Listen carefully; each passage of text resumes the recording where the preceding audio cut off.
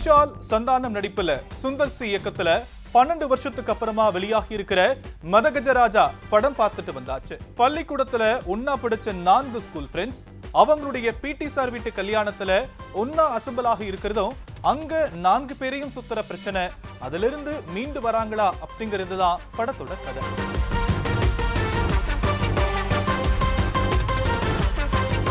பன்னெண்டு வருஷத்துக்கு அப்புறமா வந்திருந்தாலும் கலகலப்புக்கு பஞ்சமே இல்லாம வேகமா நகருது திரைக்கதை. பிரேக்கப் ஆகி இருக்கிற ஹீரோ விஷால் சந்தானத்தோட வாழ்க்கையில எப்படி உதவி செய்யறாரு, அவங்களுடைய மற்ற 2 ஃப்ரெண்ட்ஸான சடகோமன் ரமேஷ், நிதின் சத்யா 2 பேருக்கும் வில்லன் சோனுனால என்ன பிரச்சனை, அதை எப்படி விஷால் தீர்த்து வைக்கிறாரு அப்படிங்கிறது தான் மதகஜராஜா படத்தோட கதை.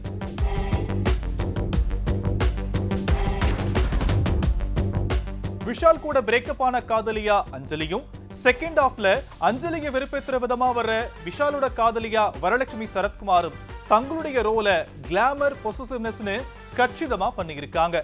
விஷால் தன்னுடைய பழைய ஃபார்ம்ல ஒரு மாஸ் என்டர்டெய்னரா ஸ்கோர் பண்ணியிருக்காரு. ஹீரோ சந்தானத்துக்கிட்ட நாம மிஸ் பண்ண காமெடியன் சந்தானம் மறுபடியும் ரீஎன்ட்ரி கொடுத்து கிளாப்ஸ அள்ளி இருக்காரு.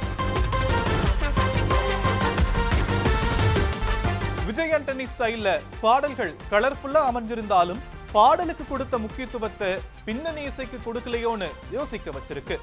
12 வருஷம் பழைய படம் ஃபீல் பண்ண வைக்காத இடத்திலேயே இயக்குனர் சுந்தர் சி ஜெயிச்சிட்டாரு.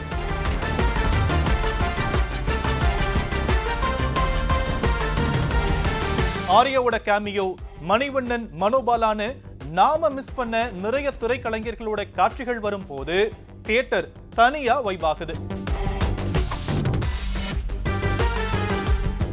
வழக்கமான கதை சுந்தர் சி படங்கள்ல லாஜிக் பார்க்க கூடாதனாலும் எக்கச்சக்க லாஜிக் மீறல்கள், கிளாமர் டான்ஸ் மட்டும் ஆடிட்டு போற ஹீரோயின்ஸ், ஹீரோ விஷாலுக்கு முன்னாடி பெருசா வில்லனா பயமுறுத்தாத சோனுன்னு இந்த விஷயங்கள் எல்லாம் கொஞ்சம் கவனம் செலுத்தி இருக்கலாம் படக்குழு.